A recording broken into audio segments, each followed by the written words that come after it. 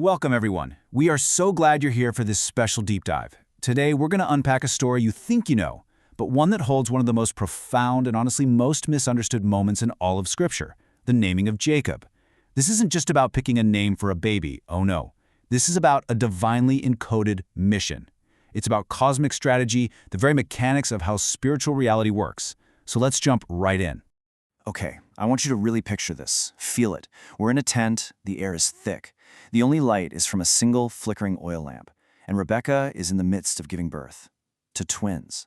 First comes Esau, red and hairy. But then, right after, something truly incredible happens. The second child emerges, and his tiny hand is locked onto his brother's heel. Now, this is way more than just sibling rivalry getting an early start. The scripture makes a point to tell us his hand was grasping Esau's heel. This, right here, is a cosmic event. It's a sign. The battle for the destiny of the world has just kicked off, right at its most foundational physical level.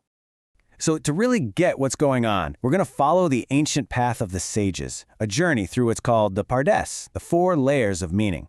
We'll start with the literal story, the Peshat. Then we'll peel back a layer to uncover the symbolic hints, the Remes.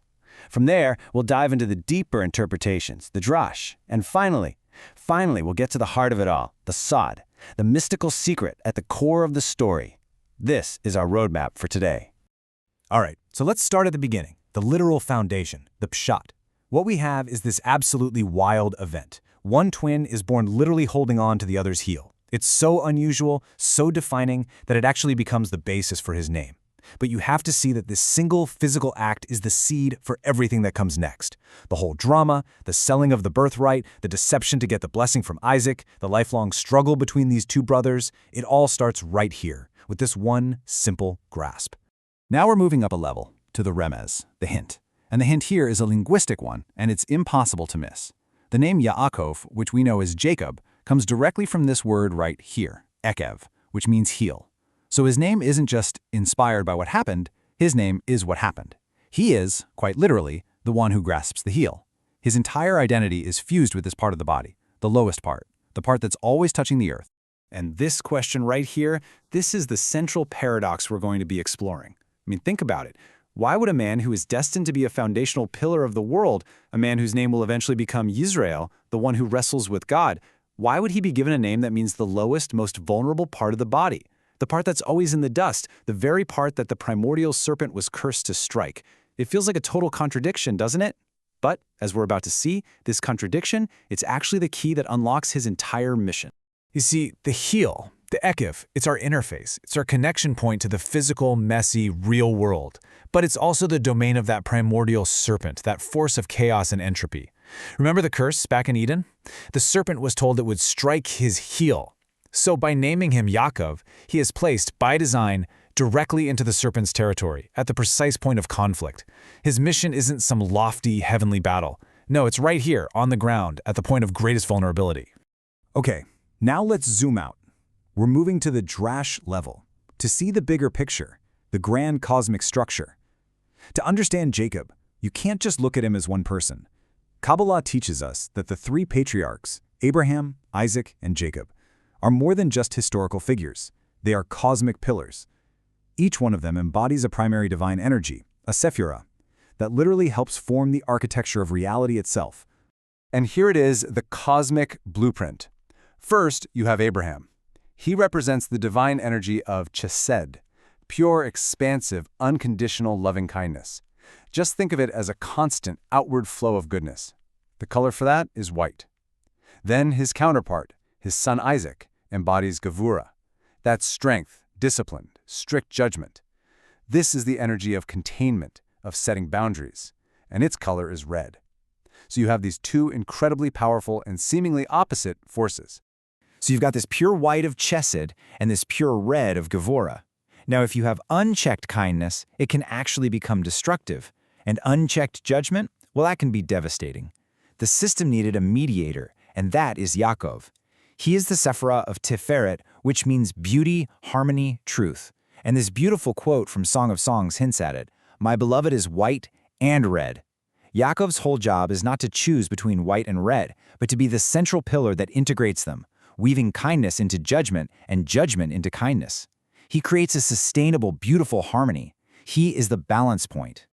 And this is the million-dollar question, isn't it? The universe wasn't built this way just for kicks. Abraham's kindness and Isaac's judgment, as powerful as they were, weren't enough on their own. Something was missing. A unique, kind of integrated, adaptive intelligence was desperately needed. And this question right here, it's what launches us from the structural world of Drosh into the deepest, most hidden layer of all, the sod. What was this existential threat that only Jacob was specifically designed to handle? So we've finally arrived. We're at the sod, the secret level. And it's here that the Zohar just blows the doors off the whole thing, revealing the real reason for Jacob's name and his entire life's mission. And to help us decode this ancient secret, we're actually going to use a very modern analogy to understand why he was named for the heel and what it really means to be an agent of divine rectification. Let's use a tech analogy. I want you to imagine God as the divine system architect. And the entire fabric of reality, all of creation, all the physical laws, all the spiritual dimensions, is the source code. It's a vast, infinitely complex operating system, and it was designed for a perfect, flawless flow of divine energy.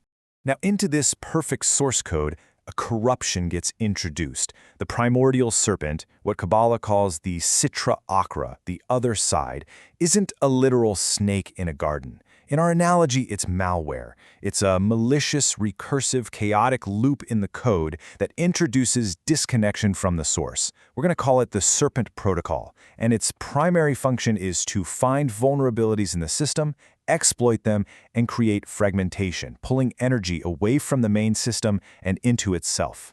So how does the architect deal with this super sophisticated malware? Well, a brute force firewall, like the pure, unfiltered judgment of Isaac, that's not going to work. The protocol is too clever. In fact, it thrives on that kind of strictness. And just leaving all the ports wide open with unconditional kindness like Abraham, well, that's just a huge vulnerability. So the system architect deploys a totally new kind of solution, an adaptive, intelligent agent, an agent designed to operate inside the corrupted code, to go down to the lowest level of the system, the heel, where the malware is running, and fix it from within. His name is his function. His name is the patch, and that agent is Yaakov.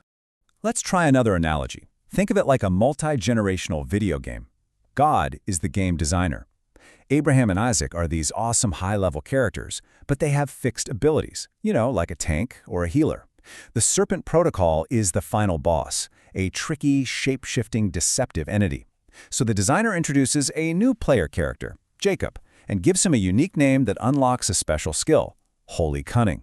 His mission isn't to go fight the boss head-on with brute force. Nope. His quest requires stealth, strategy, and engaging the enemy on its own crooked terms to find the exploit, the glitch, its weakest point, its heel. So we get the what and the why, right? Jacob is this adaptive agent sent to debug the Serpent Protocol from the inside. But now let's get into the nitty-gritty how. How exactly does his name encode this function? What are the mystical mechanics actually at play here? This is where the divine source code becomes absolutely breathtaking. The Zohar is crystal clear about this. Jacob's main tool was something it calls a kimu, or what we can translate as holy cunning. Now, this isn't just about being tricky or deceptive. It's a much higher form of elevated strategic wisdom. You see, the Serpent Protocol, embodied by characters like Esau and his uncle Laban, is crooked and deceptive by nature. To counter that, Jacob couldn't just use the straightforward force of Abraham or Isaac. He had to meet crookedness with a higher divine intelligence, to get inside its logic and turn that logic against itself, all without getting corrupted in the process. He's like a spiritual white hat hacker, using the system's own rules to defeat the virus. All right, time to go deep into the code. In the mystical tradition of gematria, every Hebrew letter has a number value. So the word Ekev, heel, adds up to 172. Now that might just seem like a random number, but the sages reveal a mind-blowing secret here. 172 is exactly 2 times 86, and 86 just happens to be the numerical value of Elohim, the divine name associated with strict judgment, the very Sephirah of Isaac. So the heel isn't just a body part, it's a coded term for a place of doubled-down, intensified judgment. This is the exact environment, the exact frequency, where the Serpent Protocol thrives. And here is the divine solution, and it's also encoded in the numbers. The name Yaakov has a gematria of 182. So let's do the math. That's 172, our heel of double judgment, plus 10. So what's the big deal about 10? Well, 10 is the value of the Hebrew letter Yud. The Yud is the smallest letter in the alphabet. It's just a tiny point, but it represents the very first, most concentrated spark of divine wisdom, or Chokmah. So the name Yaakov is literally a divine formula. It means inject pure, concentrated wisdom, the 10, directly into the place of harsh judgment, the 172, and transform it from within. His name isn't just a label, it is a living equation for spiritual alchemy. So Jacob spends his entire life executing this mission, right? He's outmaneuvering his deceptive uncle Laban, he's preparing to meet his estranged brother Esau, he is constantly engaging with the serpent protocol at the level of the heel. And this all builds to this one climactic, mysterious encounter, a dark, silent, all-night wrestling match with a divine being, who is often identified as the guardian angel of Esau himself. This is it. This is the final exam for our adaptive agent. And as the sun starts to rise, Jacob prevails. He hasn't destroyed the opposing force, you'll notice. He has subdued it. He has integrated it. He has rectified the heel. And in that moment of victory, the divine adversary himself gives him a new name.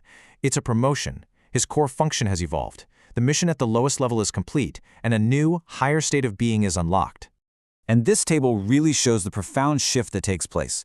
The name Jacob is for the mission when he's in a state of smallness or constricted consciousness. It's all about the struggle at the heel. But his new name, Israel, signifies greatness and expanded consciousness. It famously means to stride with God, but the sages also read it as Li Rosh, which means I have a head. Think about that. He is no longer defined by the lowest point, the heel. He has successfully connected the heel to the head, rectifying the entire spiritual structure from the bottom up. He now embodies the whole. In our tech analogy, the agent didn't just debug the system. He's now helping to run it. And that brings us to the crucial point for every single one of us. Jacob's story is our story. We all have a heel in our lives, don't we? A place of vulnerability, a recurring challenge, maybe a part of ourselves that we see as our lowest point. But what this deep dive teaches us is that this isn't a flaw to be ignored or ashamed of. It is the very place our true name is written. It's the point of contact where our greatest, most transformative mission is waiting. Not to be fought with brute force, but to be grasped with wisdom and rectified from within. Thank you for joining us for this complete journey through the Pardes. We hope these ancient truths help you and your family improve your own dimensions this week. If you enjoyed this full chapter deep dive, please like, subscribe, and share which part of the journey touched your soul in the comments. We'll see you in the next chapter.